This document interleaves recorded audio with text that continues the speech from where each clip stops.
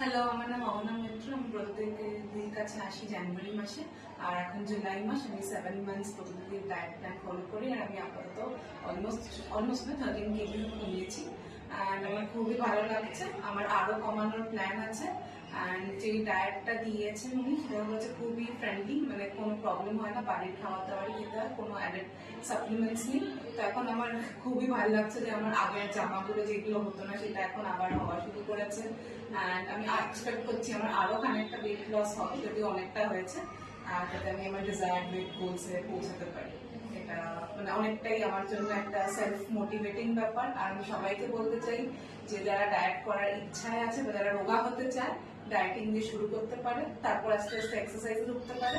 দুটোর একসাথে কম্বিনেশনে অনেক ভালোই কাজ হয়, কিন্তু আমার পক্ষে একেবারেই এক্সারসাইজটা করার আমি সময় পেয়ে উঠছি না বলে আমি শুধু ডায়েটিং দিয়েই করছি। তাতে হয়তো একটু স্লো হয়েছে, এক্সারসাইজের সাথে কম্পেয়ারিং করে অনেকটা হতো, তাও স্লো হলেও 13 KGs in within half of year আমি কমিয়ে ফেলেছি।